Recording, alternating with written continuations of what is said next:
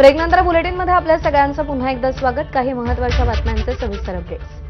दिग्दर्शक रोहित शेट्टी यांच्या निवासस्थानी केलेल्या गोळीबारानंतर आरोपींनी मुंबई बाहेर जाण्यासाठी खासगी आणि सार्वजनिक अशा दोन्ही प्रकारच्या वाहनांचा वापर केल्याचं तपासात समोर आलंय. आरोपी दीपक शर्मा, सनी कुमार आणि सोनू ठाकूर तब्बल 16 दिवस फरार होते. तपास अधिकाऱ्यांच्या माहितीनुसार आरोपी कल्याणहून टॅक्सी भाड्यानं घेत जुहू येथील शेट्टी यांच्या घराजवळ पोहोचले. गोळीबारानंतर आरोपींनी जुहू ते ठाणे आणि ठाणे ते कल्याण असा रिक्षानं प्रवास केला. त्यानंतर कल्याणहून ट्रेननं भोपाळ, पुढे आग्रा, नंतर नोएडा आणि हरियाणा गाठलं. गुन्हे शाखेच्या तपासातून ही माहिती समोर आली आहे. क्रिकेटपटू विराट कोहली आणि त्याची पत्नी अभिनेत्री अनुष्का शर्मा यांनी पुन्हा एकदा प्रेमानंद महाराजांचं दर्शन घेतलं. वृंदावन इथल्या आश्रमात दोघांनीही महाराजांचे आशीर्वाद घेतले.